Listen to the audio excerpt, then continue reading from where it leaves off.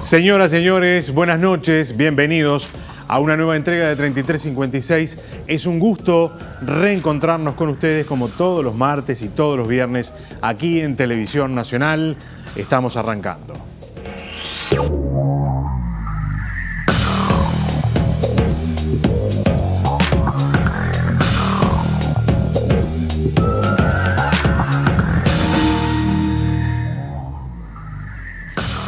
Hace algunos días, el Mercosur y la Unión Europea llegaron a un acuerdo tras más de 20 años de negociaciones, varios procesos en el medio, varios periodos en el medio de estancamiento de las mismas, pero finalmente se llevó a un acuerdo que obviamente deberá ahora ser refrendado por todos los países, tanto los países europeos como los países del Mercosur, y también llevará seguramente adelante un proceso largo de reacomodo de las legislaciones de los países y una serie de otros aspectos. Una cuestión muy compleja que intentaremos empezar apenas a desentrañar en este programa de esta noche aquí en Televisión Nacional.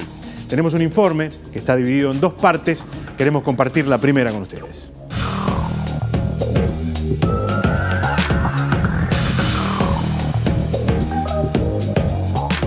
Luego de un proceso que se inició hace más de 20 años y tras la definición de los términos del acuerdo de asociación entre el Mercosur y la Unión Europea, el 28 de junio ambos bloques anunciaron el éxito de las negociaciones.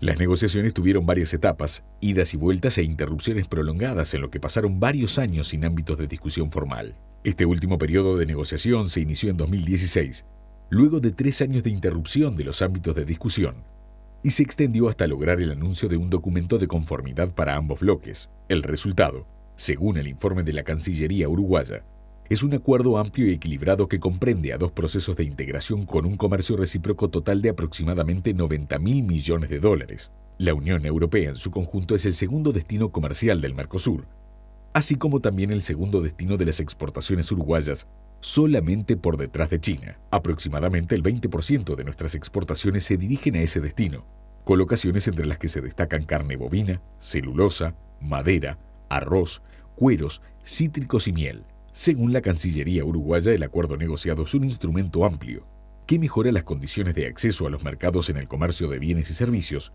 así como asegura el abastecimiento más eficiente por parte del Estado mediante el capítulo de contrataciones públicas. En lo que refiere al comercio de bienes, es importante señalar que los bienes que constituyen la oferta exportable de Uruguay hacia la Unión Europea recibirán trato preferencial para acceder a ese mercado.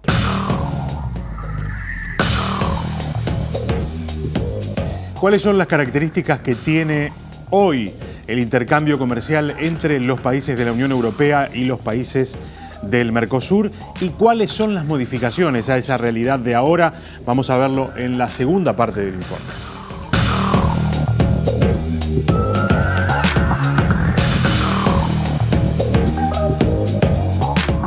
Según un informe elaborado en forma conjunta por el Ministerio de Economía y Finanzas y el Instituto Uruguay 21 en 2016, las exportaciones uruguayas pagaban anualmente $106 millones por concepto de aranceles a los productos que ingresaban a la Unión Europea. El 70% de esos aranceles serán eliminados en forma inmediata, una vez que el tratado entre en vigor. Entre los productos de interés exportador uruguayo que se encuentran en dicha situación pueden mencionarse los productos de la pesca, cueros, menudencias, grasas y despojos comestibles de la especie bovina, manzanas, peras, cerezas y ciruelas, legumbres, frutos secos y pasas de uva, bebidas, agua mineral, cervezas y espirituosas, y harina y porotos de soja. Los restantes aranceles serán desgravados en periodos de 3, 7 y 10 años en la modalidad que se denomina canastas de desgravación. Algunos de los productos que serán desgravados gradualmente son lana, hortalizas, plantas y tubérculos alimenticios, cítricos, arándanos, arroz partido, alimento para mascotas, aceites vegetales, preparaciones alimenticias, mermeladas, jaleas y otras preparaciones en base a frutas, hortalizas en conserva. En lo que refiere a vinos, ambos bloques eliminarán en 8 años los aranceles a los vinos embotellados en envases de hasta 5 litros. Las ganancias esperadas por eliminación de aranceles para todos estos productos alcanzarían los $13 millones, y su concreción dará igualdad de condiciones a las exportaciones uruguayas con otros competidores que ya se benefician de acceso preferencial al mercado europeo. Varios de los principales productos de la oferta exportable de Uruguay a la Unión Europea se beneficiarán de cuotas sin precedentes que le otorgarán condiciones de acceso privilegiadas frente a otros proveedores relevantes. La carne tendrá una cuota de 99.000 toneladas y dependiendo de la distribución que dé esta cuota, se proyecta que los beneficios se ubicarán entre 40 y 70 millones de dólares anuales. En el caso del arroz serán 60.000 toneladas de todos los tipos y se estiman beneficios mínimos de 4 millones de dólares. La miel tendrá un contingente arancelario de 45.000 toneladas, con ganancias valuadas en 4 millones de dólares. En el caso de los lácteos, el Mercosur y la Unión Europea se otorgan de forma recíproca cuotas de acceso para la leche en polvo de 10.000 toneladas. La leche fórmula infantil tendrá una cuota de 5.000 toneladas y los quesos tendrán una cuota de 30.000 toneladas. Todas las cuotas de lácteos serán implementadas en 10 años. La mozzarella fue excluida de los quesos que podrá exportar la Unión Europea al Mercosur. El acuerdo también incluye reglas de origen, que permitan establecer reglas modernas que apuntan a facilitar el flujo comercial y la conformación de cadenas de valor. Legisla además sobre regímenes especiales, salvaguardando los ya existentes como la admisión temporaria y las zonas francas. También asegura mecanismos de defensa en casos de prácticas desleales de comercio, como dumping o subsidios. El pacto establece una sección de subsidios que reconoce que, si bien en algunos casos pueden ser necesarios para alcanzar objetivos de políticas públicas, en otras situaciones pueden constituirse en claras barreras al comercio. A fin de asegurar que los subsidios no tienen efectos negativos en los flujos de comercio, se establecen canales rápidos y eficientes de diálogo para enfrentar eventuales casos en que estas prácticas de una de las partes tengan efectos distorsionantes del comercio. Se dispone también un capítulo de medidas sanitarias y fitosanitarias, que establece que ningún estándar sanitario o fitosanitario será flexibilizado como consecuencia de este acuerdo. Uno de los capítulos más complejos de la negociación fue la propiedad intelectual. El acuerdo incluye los regímenes de marca, diseño industrial y los regímenes de patentes, pero no incluye compromisos en materia de extensión de patentes y protección de datos de prueba, data protection. También incluye un capítulo sobre las indicaciones geográficas. Reconocer una indicación geográfica implica dejar de usar ese nombre cuando el producto no viene del lugar específico de origen y o no cumple especificaciones detalladas, e impedir que circulen en el territorio nacional productos que no cumplan con esas condiciones, aun cuando los mismos sean rotulados con términos como tipo, por ejemplo, tipo Roquefort. Mediante el acuerdo, la Unión Europea reconoce la calidad de indicaciones geográficas a más de 50 vinos uruguayos, entre los que se encuentran Garzón, Juanicó, Los Cerros de San Juan, Santa Rosa. El Mercosur en su conjunto reconoce 355 indicaciones geográficas europeas relacionadas con quesos, vinos y bebidas espirituosas, como por ejemplo Parmigiano, Reggiano, Gruyère, Fontina y Manchego. El tratado establece por último mecanismos de solución de controversias Estado-Estado para casos de diferencias en la interpretación o aplicación del acuerdo comercial.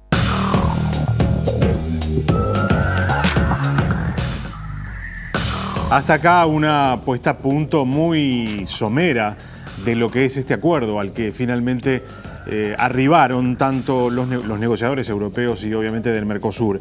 Vamos a estar conversando en el próximo bloque, vamos a tener una mirada técnica.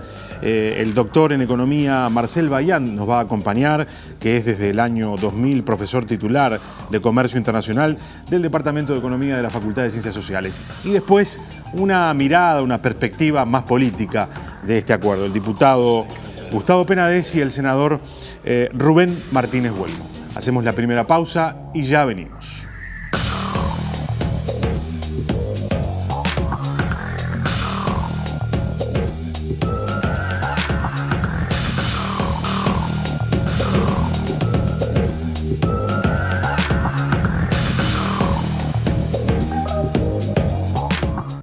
Luego de más de 20 años de negociaciones multilaterales entre los países que integran el Mercosur y la Unión Europea, el 28 de junio se anunció que se alcanzó un acuerdo de asociación entre los dos bloques.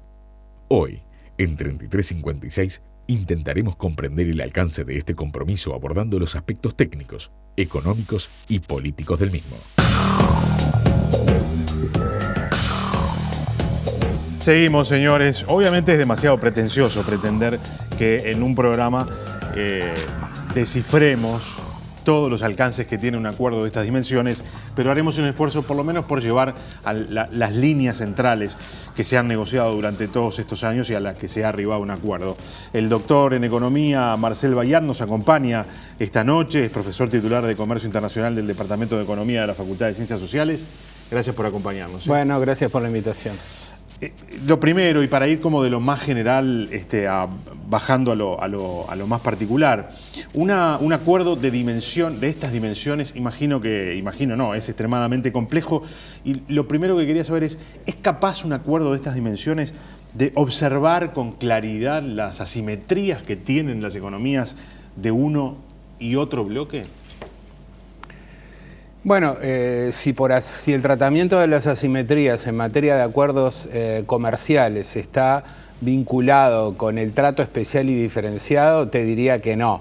Estos son dos bloques que de alguna manera, y este es un punto que los europeos desde el inicio pusieron, es un acuerdo básicamente en condiciones de reciprocidad, en donde los europeos no nos aflojaron, porque el tratamiento de las asimetrías en materia de política comercial es el tratamiento especial y diferenciado. Claro. Un país otorga un cierto acceso, que es el país en desarrollo, y ese acceso es restringido, y el otro le otorga mucho más. Claro. No es el caso. No es el caso. No es definitivamente el caso. Es el caso de un acuerdo recíproco. En donde te diría que, del punto de vista de la negociación, el acceso al mercado de los productos con ventajas comparativas típicas del Mercosur es bastante más restringido que el acceso al mercado de los productos manufacturados europeos. Claro. Y eso no necesariamente es una noticia tan mala, digamos, pero fue así. Porque hay quienes sostienen que este acuerdo, de alguna manera, reproduce un viejo modelo de relacionamiento de los países centrales con los países en desarrollo, y es: nosotros les proveemos materias primas, alimentos, bajo valor agregado, y ellos nos mandan mercadería con alto valor agregado, en fin, el desarrollo industrial de ellos viene para estos lados. Lo que pasa es que efectivamente se puede leer como esto.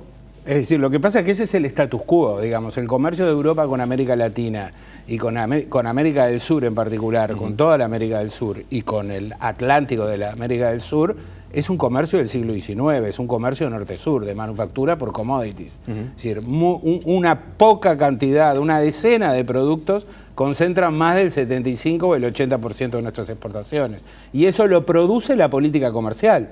Es decir, el status quo actual de relacionamiento comercial genera ese patrón con la Unión Europea. Es decir, lo que estamos haciendo supuestamente es cambiando las condiciones de acceso comercial, que tiene que ver mucho, no solamente con el comercio, sino también con cambiar las condiciones sobre la inversión. Quizás más adelante te diga algo más sobre este tema, que yo creo que es en donde hay que poner el ojo, más que en los kilos o en ese análisis de supermercado que a veces se hace. Claro, de hecho, de todas maneras aparece poco, al menos en lo que está la información que hoy hay, aspectos vinculados a esto, ¿no? Es que no se negoció, prácticamente, no hay disciplina. Entonces, ¿cuál es la buena noticia? Usted decía, entonces, esto no necesariamente es una mala noticia. ¿Hay una buena noticia? Sí, yo creo que sí, es una muy buena noticia porque primero implica un punto de inflexión para Brasil y Argentina, que siempre fueron economías que de alguna manera quisieron negociar un acuerdo con la Unión Europea, pero que no querían firmarlo.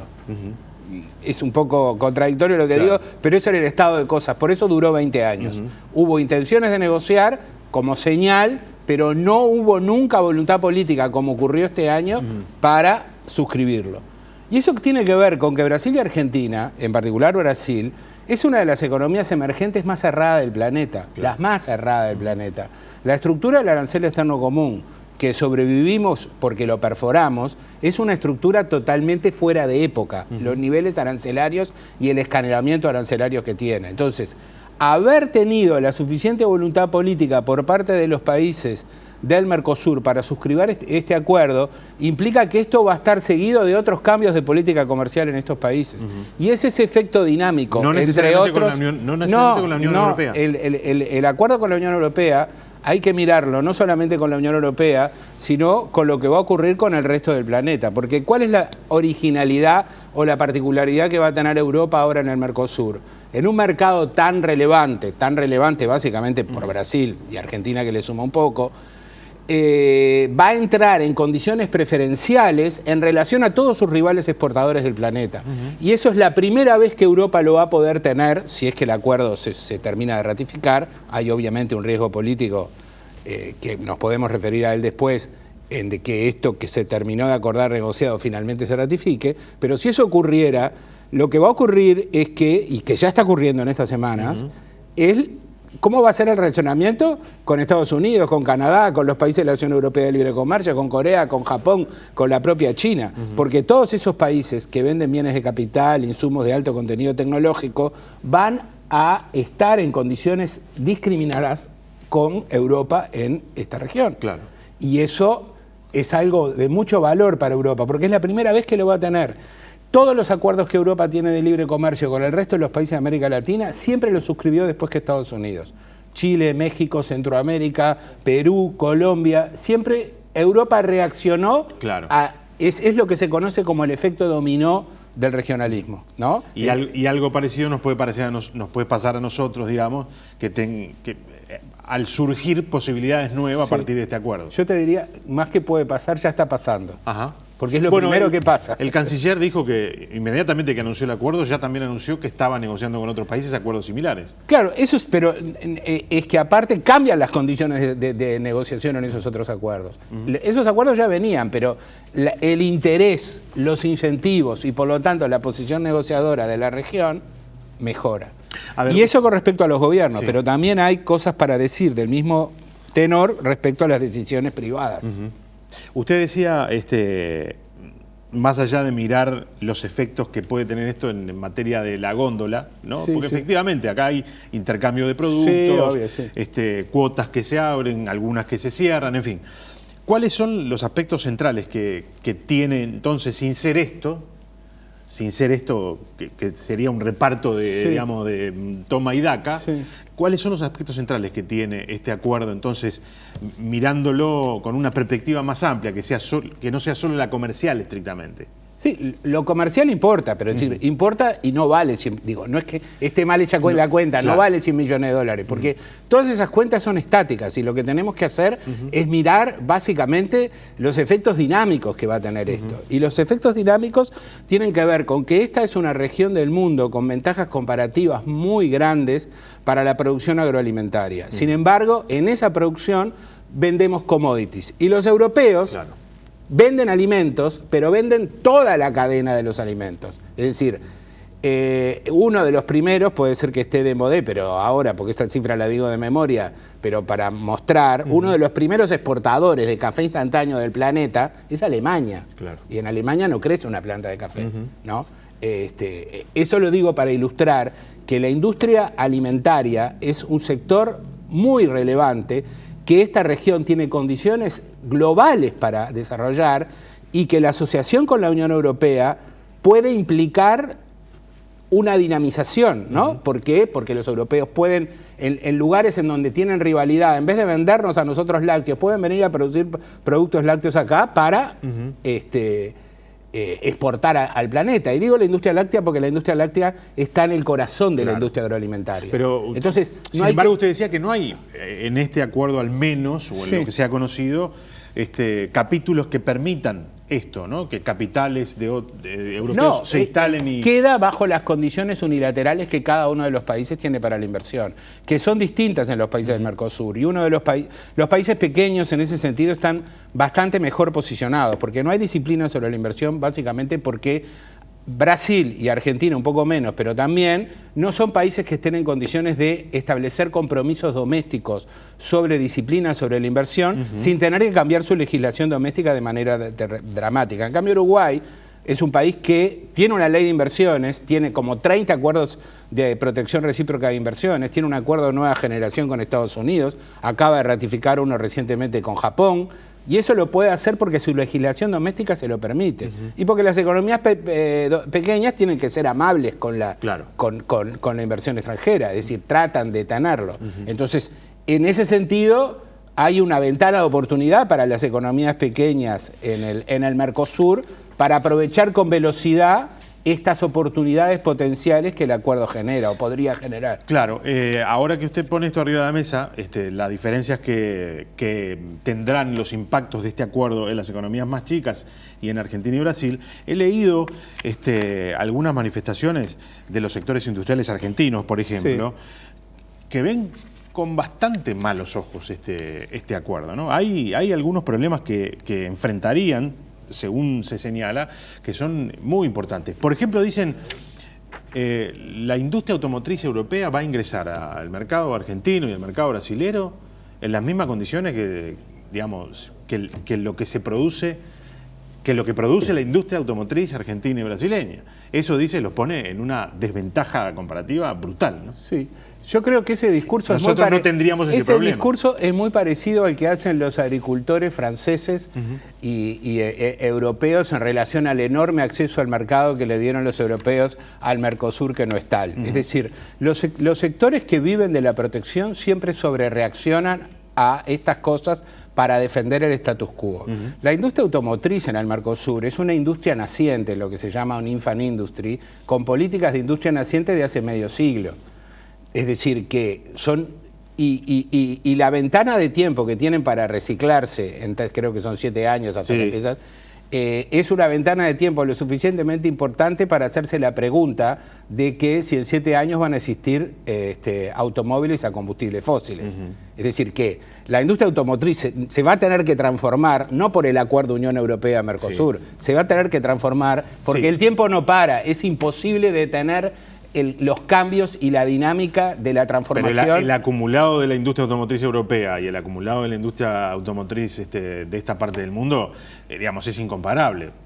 Así como nosotros o así como la industria automotriz se readecuará, también se desarrollará la industria. Nunca vamos a estar en el mismo punto, quiero decir. No lo sé, porque yo creo que, ¿por qué no? Digo, el tema es que tener una industria automotriz que no sea sobre bases globales no tiene sentido. Aparte, incluso son las mismas empresas, son las empresas europeas que disfrutan del proteccionismo y de este mercado cerrado que tienen en esta región. La industria automotriz está desafiada a transformarse por las condiciones comerciales de acceso, pero básicamente, vuelvo a insistir, por el progreso tecnológico. Si no van a existir más autos a combustibles fósiles y va a cambiar la tecnología automotriz, la industria automotriz se va a tener que transformar sí o sí.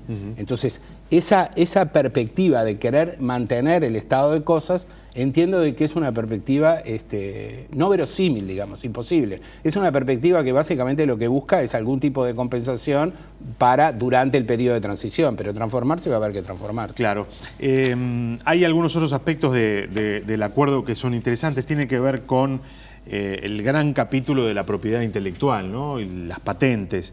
Allí, ¿cómo sale y cómo queda parado el Mercosur?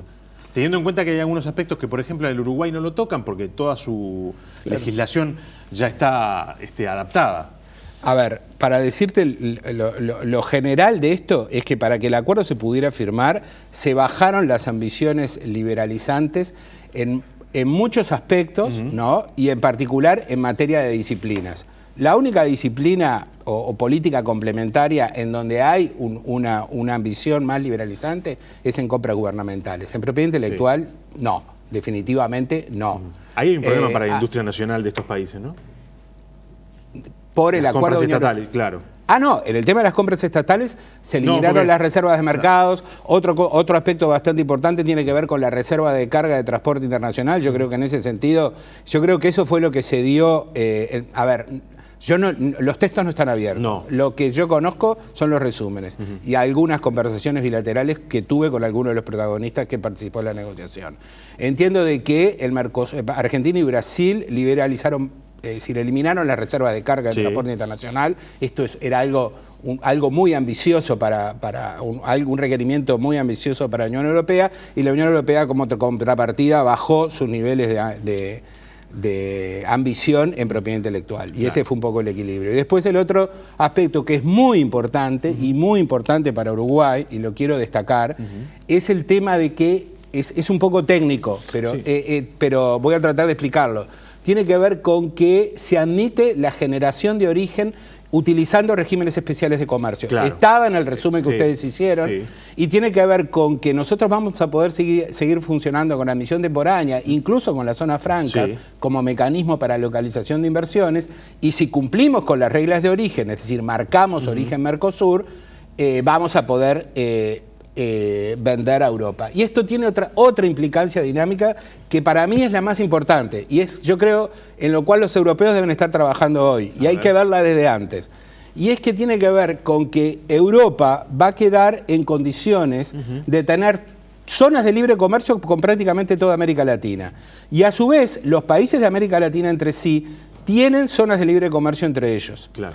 Eso lo que permitiría es generar algo que una tecnología que los europeos ya tienen, porque la quisieron hacer con el norte de África, que es un mecanismo de acumulación de origen, el paneuropeo. Es decir, que eso implica que uno puede acumular origen con toda la zona de libre comercio de América Latina, es decir, traer un insumo de Perú, transformarlo en Brasil, traerlo para Uruguay y llevarlo a la Unión Europea y que la Unión Europea lo considere como originario. Claro. ¿Sí? O sea, construir cadenas de valor. Exactamente. Y eso es como un TPP de la Unión Europea, porque eso es el corazón del TPP en bienes, ¿no? Del Transpacífico que no se ratificó, ¿no? Es decir, y eso es totalmente amigable y genera incentivos a la fragmentación de la producción y a las cadenas de valor entre América Latina y la Unión Europea. Por último, y teniendo en cuenta todo esto que ha dicho, porque nos estamos quedando sin tiempo, ¿hay sectores que pierden y sectores que ganan? Siempre. Siempre. Sin embargo, en el caso de Uruguay, yo no observo es decir, en el caso, obviamente que esto, ese tema va a estar planteado. Un sector industrial pujante. Claro. Y ahí... Bueno, o por el lado del vaso medio lleno, Uruguay ya hizo una transformación productiva en su sector productivo de bienes transables y tiene desde ese punto de vista menos asignaturas pendientes de transformar sectores que son inviables sin la protección. Es decir, ese problema no lo tiene como lo tiene Brasil o lo tiene Argentina, porque somos una economía pequeña y más especializada, y justamente eso nos dejó el Mercosur, porque eso le ocurrió al Uruguay en los años 90. Porque abrirse con Brasil y Argentina para una economía del tamaño de la uruguaya, para nosotros implicó una presión competitiva enorme, y ahí tuvimos una transformación importante. No quiere decir que no quedan algunos sectores, pero yo creo que se abren grandes oportunidades para el sector industrial en Uruguay, y temas que dejamos de analizar vuelven a tener vigencia. Muchas cosas que los europeos querían hacer hace 10 o 15 años adquieren modernidad. Dejo un título. El tema de el partnership entre empresas de acá y empresas europeas, ¿sí? Porque necesitamos mucho know-how, mucha tecnología, canales de distribución, certificación y compartir procesos de inversión. Entonces, ahí se abran muchas oportunidades, entiendo yo, en materia de tecnología, en materia agroalimentaria sobre todo, lo cual requiere estar atento y al mismo tiempo desarrollar algunos instrumentos públicos de promoción para que esas cosas ocurran. Marcelo Bayán, gracias por este rato. Bueno, muy bien. Ha sido un enorme gusto. Bueno. Hacemos una pausa, señores. En el próximo bloque, una perspectiva política, como les decíamos. Gustavo Penades, el diputado Gustavo Penades y el senador Rubén Martínez Huelmo.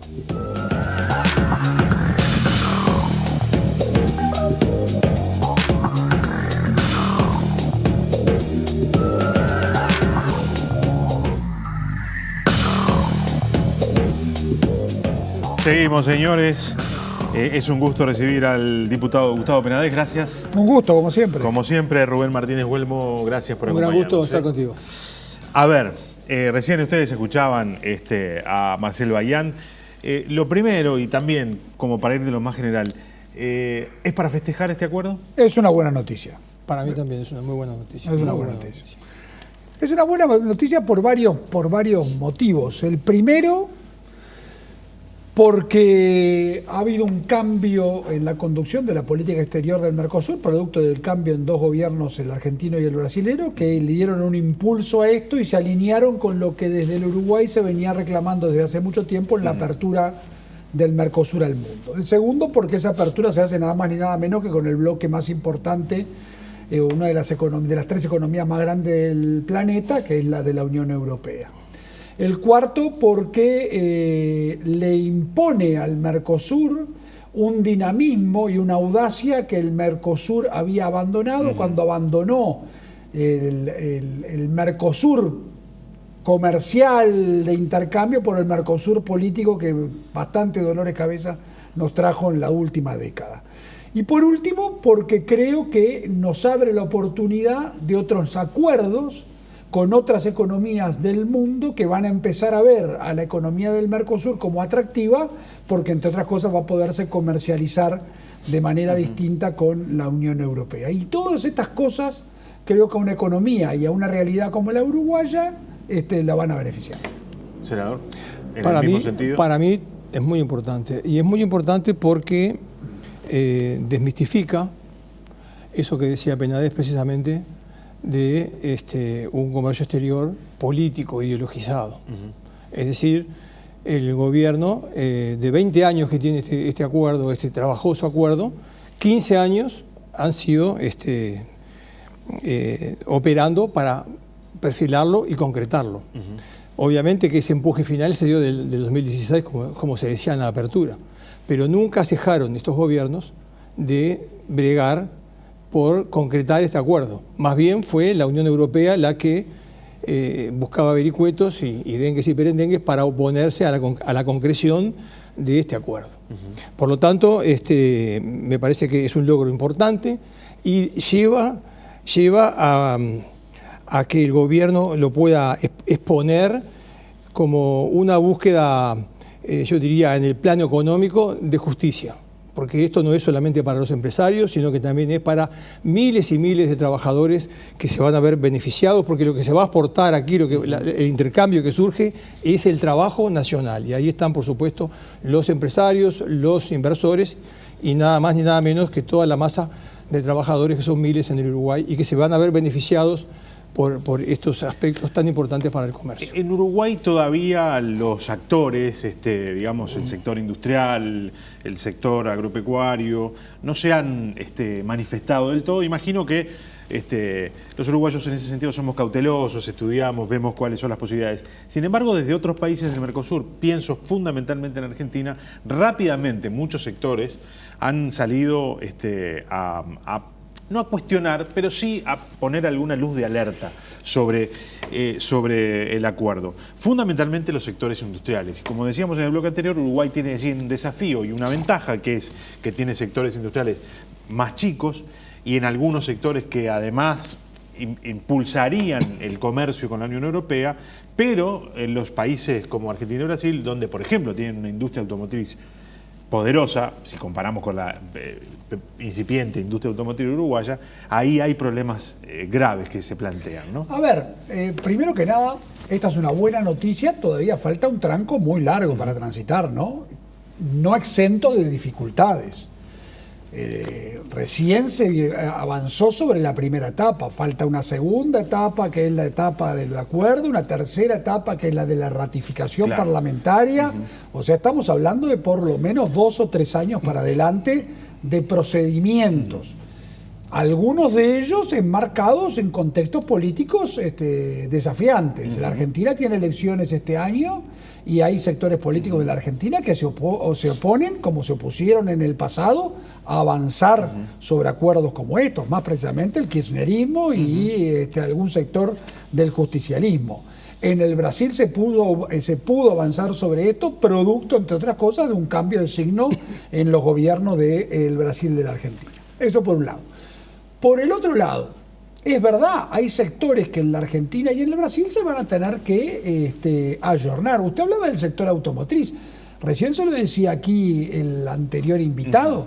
A mí me causa mucha gracia porque el sector automotriz está integrado esencialmente por fábricas de origen europeo. Sí, claro. La Renault, la Citroën, la Fiat, la Mercedes-Benz, la Volkswagen.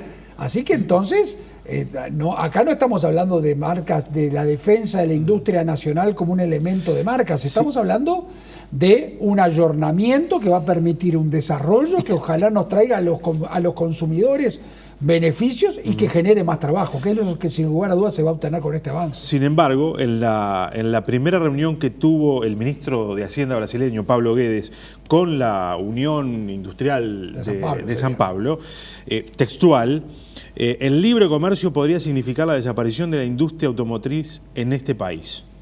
Yo no creo que sea la desaparición. Aquí todo el mundo vaticina y vaticinaba en el pasado la desaparición de sectores que lo que tienen que hacer es reconvertirse. ante realidades que evidentemente nos convocan a desafíos importantes. Uno de los desafíos más importantes es el desarrollo de la tecnología. O sea, nosotros vamos a autos eléctricos, vamos a autos que no van a ser necesarios ser conducidos, etcétera, etcétera, etcétera. Ahora, lo que yo creo que esto nos va a permitir es un intercambio comercial en el que, si somos inteligentes, atendemos las debilidades que por supuesto nuestros países pueden llegar a tener de la misma manera que los europeos. Es una inmensa oportunidad. Quiero un minuto ir a un asunto que ponía arriba de la mesa Penades. Decía, hay algunos sectores políticos que, en caso de llegar al gobierno, está en duda si ratifican un acuerdo, y habría que ver eventualmente qué pasa en el Uruguay y qué pasa también en el Brasil. El Brasil cambia de gobierno mucho antes que estos países, son más cortos los periodos, ¿no? ¿Ve ahí un problema? No veo un problema. No veo un problema porque creo que hemos avanzado todos estos años en la dirección de comerciar y de abrir mercados. Lo que sucede es que lo que está en cuestión hoy es si alcanza simplemente con tener 180 o 170 países con los cuales comerciar. El ministro Nin hace mucho tiempo que tiró una carta arriba de la mesa que es precisamente algo que ataca este acuerdo. Es decir, los aranceles aduaneros que se pagan en demasía a lo largo y ancho de todo el comercio mundial. Sí. Y solamente hay 106 millones de dólares detectados, según los apuntes que nos ha dado Cancillería, para la Unión Europea, para el comercio con la Unión Europea. Por lo tanto, me parece que hoy este tipo de acuerdos son el mundo real.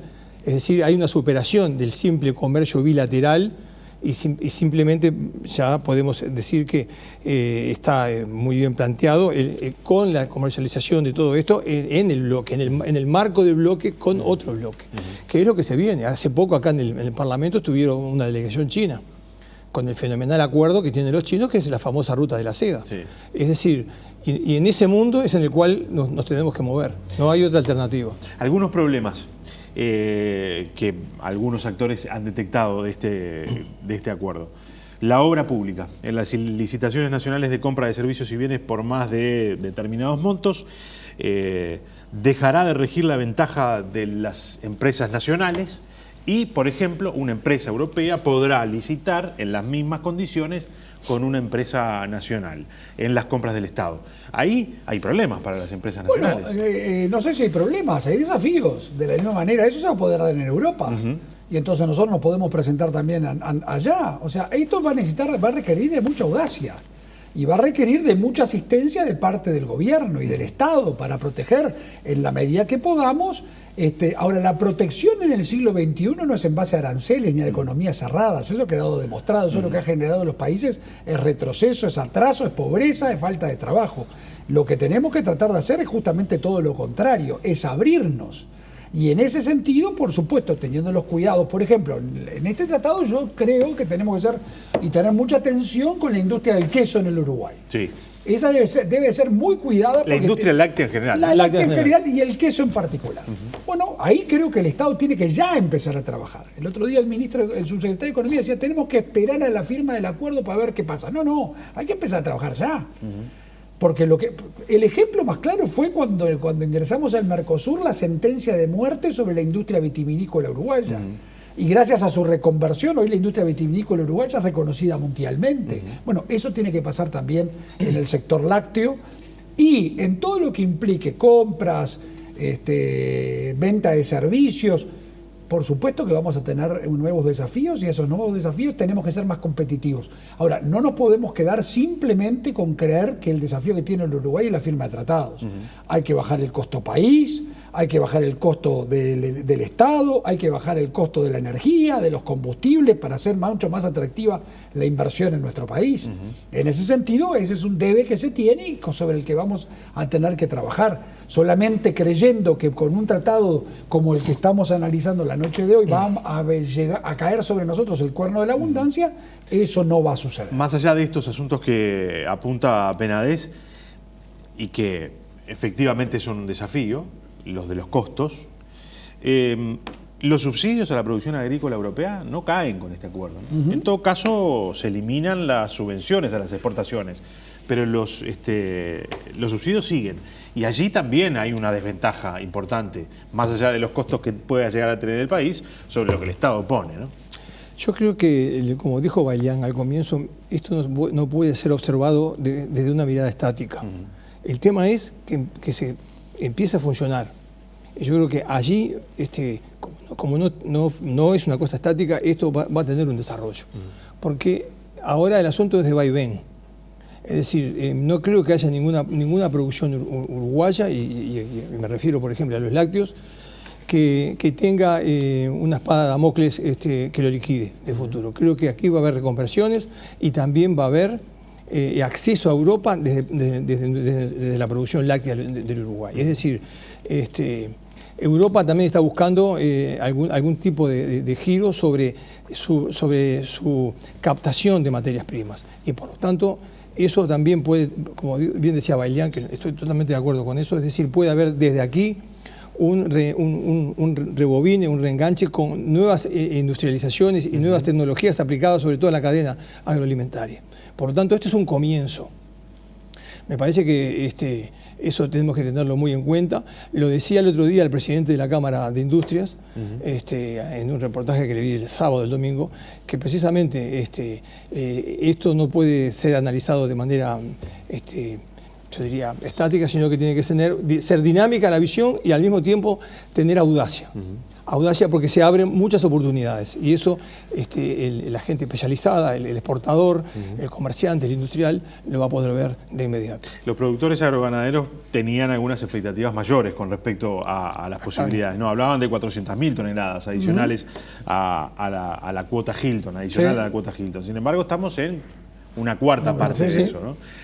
¿Ahí hay oportunidades? Sí, por supuesto que sí, porque es mucho más de lo que hoy estamos exportando. Claro. Será mucho menos de lo que queríamos exportar. Pero el tema es cuánto nos toca a nosotros, por ejemplo. Bueno, ahí justamente a eso iba también. Oportunidades que van a necesitar de mucha inteligencia, de mucha capacidad, de un trabajo coordinado entre el sector privado y el sector público, de una capacitación de nuestros negociadores diplomáticos, porque después las cuotas que Europa le conceden al Mercosur se dividen adentro del Mercosur. Claro. Y ahí no hay hermanos que te valgan, ni ahí hay ideología que te valga. Ahí es puro y duro interés. Y eso es el interés nacional que tenemos que salir a defender nosotros. Y en ese sentido, por supuesto, es donde tendremos que llevar adelante la gran batalla. Ahora, cuando estamos anunciando que el 70% de los aranceles de la Unión Europea van a caer de inmediato una vez que se firme y se ratifique este tratado, es una muy buena noticia para nosotros.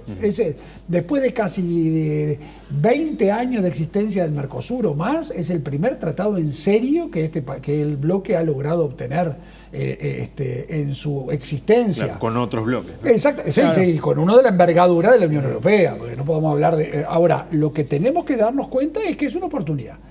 ¿Que es perfectible? Por supuesto que sí. Y que va a necesitar de renegociación y una atención permanente también.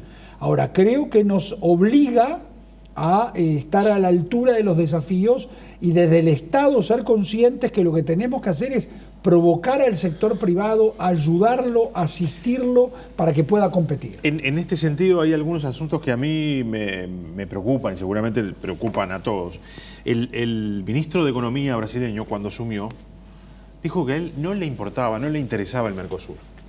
Sin embargo, Penades acaba de decir, es central el relacionamiento de los países del Mercosur para, una vez definidas las cuotas, bueno, definir qué nos toca a cada uno, ¿no? ¿Cuál es el desafío en ese sentido? Porque hay un Mercosur que hoy está debilitado. Yo creo que, como tú decís, hoy está debilitado, pero este acuerdo, no me digan que no lo fortifica. Es evidente.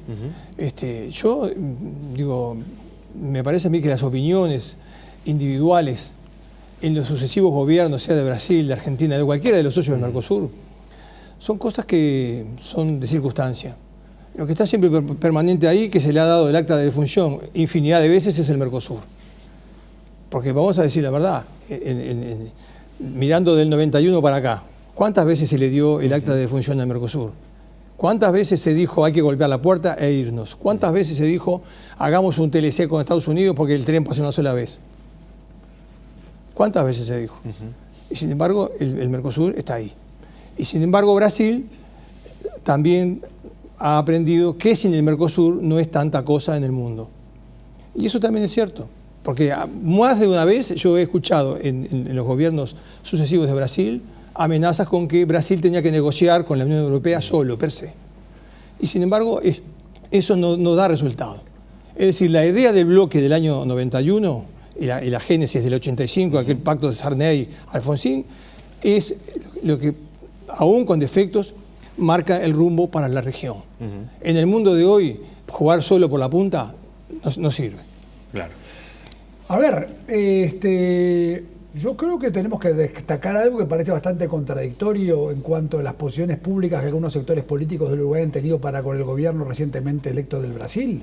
Desde la Cancillería, y eso ha sido reconocido en reuniones que hemos tenido, se reconoce que hay un cambio de política exterior muy importante y muy favorable para el Uruguay desde la asunción del nuevo gobierno del presidente Bolsonaro. Y de que Brasil se ha alineado en una posición histórica que el Uruguay ha tenido de la apertura regional, de flexibilizar, de posiblemente llevar adelante una política de apertura que le ha servido al Uruguay. Estos logros que lo de Guedes fue declarativo el comienzo. No solamente lo de Guedes es declarativo. Acá le hemos dado como quien lava y no tuerce a Bolsonaro y su gobierno, con el que yo no tengo ningún tipo de convivencia ni de identidad ideológica, ningún tipo, pero tenemos que reconocer que en su política exterior el gobierno del Brasil ha alineado hacia una visión mucho más pro-Mercosur y aperturista en dirección de lo que el gobierno del Uruguay, del Frente Amplio, no me quita el sueño reconocerlo, venía reclamando desde hacía tiempo y que venía siendo no escuchado por gobiernos anteriores. Y desde la Argentina, increíblemente, hay una posición más reticente, menos aperturista, quizás mucho más influenciada por eso de los lobbies que cada país tiene. Y hoy, sorprendentemente, el Brasil nuevamente, por suerte, está liderando una política en dirección a una apertura que el Mercosur debería de tener y que el Uruguay necesita, pero como el Pampa, poder crecer. Claro. Yo quiero decir algo. Yo en el Mercosur veo épocas. Hay épocas diferentes. Porque a 9 años de fundado el Mercosur, de que entró en vigor el Tratado de Asunción, el bloque se dio la decisión 32/00. Sí. ¿No? Que evidentemente marcó que en aquel tiempo todo debía ser solucionado intra-Mercosur. No era una solución, una decisión que marcara un camino de apertura hacia otros bloques. Era más bien proteccionista, cerrarse en el arancel externo común, y eso es las dificultades que hemos tenido. Creo que ha habido una rotación hacia otra medida, hacia otro estadio, que es esto que está pasando ahora. Porque no es el Mercosur de ahora lo mismo que el Mercosur del año 2000. Y está el documento ese que está ahí todavía, está operando, pero que va quedando atrás porque son nuevas realidades comerciales que se dan en el mundo. Claro. Un aspecto, y para ir terminando, repito, cuando decíamos al arranque, sería muy pretencioso pretender que en esta noche abarcáramos todo los aspectos de este acuerdo, pero el pacto establece que las partes deberán respetar normas ambientales y laborales a la hora de producir, pero excluye sanciones comerciales a bienes elaborados con contaminación o explotación de los trabajadores. En medio, digamos, sí pero no la norma, ¿no? Esto, dicen algunos especialistas argentinos y brasileños, hubiera puesto en la mira sobre todo a Argentina, Brasil y Paraguay, y se excluye específicamente en el análisis al Uruguay, ¿no? Uruguay como un país que respeta normas ambientales y respeta normas laborales. Creo que, digamos, esto es importante que además se ponga arriba de la mesa, ¿no? Sí, y además es un reconocimiento de lo que es el Uruguay desde hace décadas. O sea, me parece que en ese sentido es bueno que así sea. Yo creo que esto geopolíticamente a nosotros nos viene muy bien. Y creo que tenemos que avanzar ahora sobre volver a retomar la posibilidad de buscar un acuerdo con la China y de abrirnos a aumentar nuestra presencia en África, ver qué sucede con las elecciones en los Estados Unidos para ver si hay un cambio o no. Todo esto es consecuencia también indirecta de decisiones exactamente China y Estados Unidos, ¿no? y de decisiones de Trump con relación a la Unión Europea. La Unión Europea tuvo que salir a buscar aliados por otra parte del mundo. Ellos han renunciado a cosas, nosotros también, pero lo que esto creo que es muy importante que lo rescatemos en la parte final del programa, tiene como único objetivo el desarrollo de nuestro país. Nosotros no nos podemos quedar con el reconocimiento de que esto sigue siendo el mismo intercambio comercial de principios del siglo XX, final del siglo XIX. Productos primarios y ellos nos devolvían los productos elaborados. Exactamente. Nosotros tenemos que romper esa lógica. Y creo que esto es una muy buena oportunidad para poderlo hacer. Estoy totalmente de acuerdo. La verdad que venía en un plano de salvaguarda de que quizá íbamos a discutir mucho más. Pero ¿cómo se discutir si ustedes se vienen a nuestra posición? En realidad, creo que este es un éxito muy grande para el país. Termino con lo que comencé. Es un éxito muy grande para el país. Y he leído en los últimos tiempos, este sábado, este domingo, un editorial, que no voy a decir su autor, pero que dice que los ajustes de costos también deberían involucrar, lo dice un ex canciller, deberían involucrar flexibilización salarial. Nosotros discrepamos rotundamente con cualquier visión de esa naturaleza. Esto es un asunto que debe ser negocio para el país, debe ser negocio para los empresarios, y debe ser negocio para los trabajadores también. Y esto me parece que es muy importante, porque el otro día lo dijo nada más ni nada menos que un ex canciller, que no es del Frente Amplio, pero la verdad que no me pareció que estuviera al nivel de lo que está buscando el Uruguay y la región con este acuerdo con la Unión Europea. 30 segundos con respecto a esto último. Falta mucho, es un buen inicio.